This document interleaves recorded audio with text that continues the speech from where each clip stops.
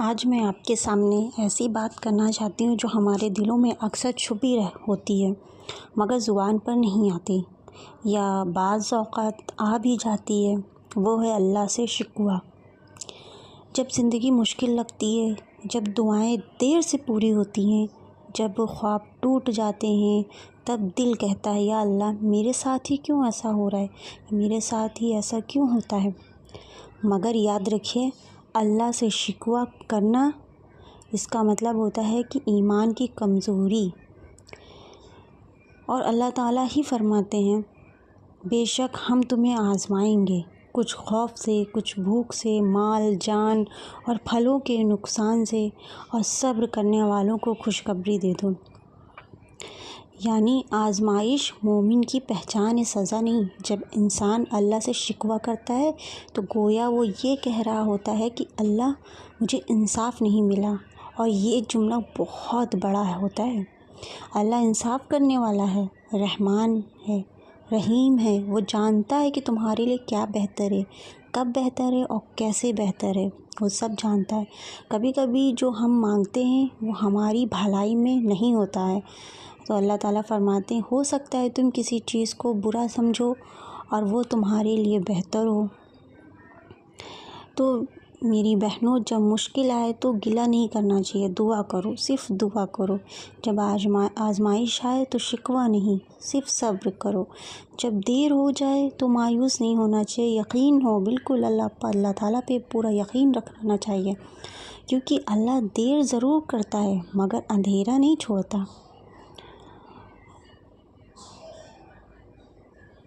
یاد رکھو، ہر آنسو جو تم اللہ کے حضور بہاتے ہو وہ بیکار نہیں ہوتا ہے۔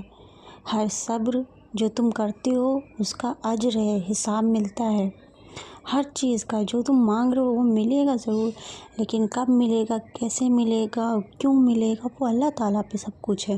ہم تو انسان ہیں، اور ہر رات جو تم دعا میں گزارتے ہو، دعائیں مانگتے ہو، اس کی جو روشنی تمہاری تقدیر بدل سکتی ہے۔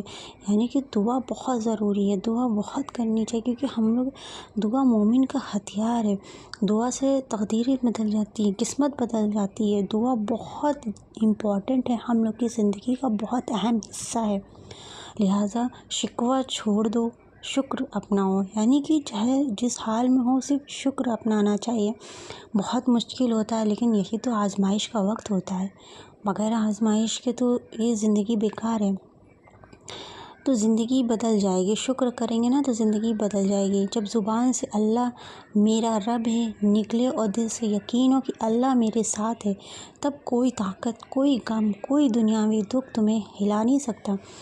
بس یہی کہنا چاہوں گی کہ اللہ سے شکوہ نہیں کرنا چاہیے، اللہ سے تعلق بڑھانا چاہیے، کیونکہ وہی ہے جو تمہاری خاموشی بھی سنتا ہے، تمہارے دل کا حال بھی سنتا ہے، تمہیں سمجھتا بھی ہے، تمہیں جانتا بھی ہے، تمہیں آزمائش میں اسی لیے ڈالتا ہے کیونکہ تم اسے اچھے لگتے ہو۔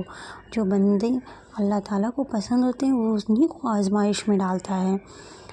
تو آزمائش میں صرف صبر کرنا چاہیے، اور تمہیں تمہارے تصور سے بڑھ کر نوازتا ہے۔ اللہ تعالیٰ پہ بھروسہ رکھنا چاہیے، وہ کبھی ہمیں تنہا نہیں چھوڑے گا۔ یہ پورا یقین رکھنا چاہیے کہ اللہ ہمیں آزما ضرور ہے لیکن ہمیں تنہا نہیں چھوڑے گا۔ اسے شکوہ اللہ کو پسند نہیں ہے، شکوہ نہیں کرنا چاہیے۔ صبر کرو، شکر کرو اور دعا کرو۔ یہ تین چیزیں بہت امپورٹنٹ ہیں، اور ہم اپنی زندگیوں میں دعا کا معمول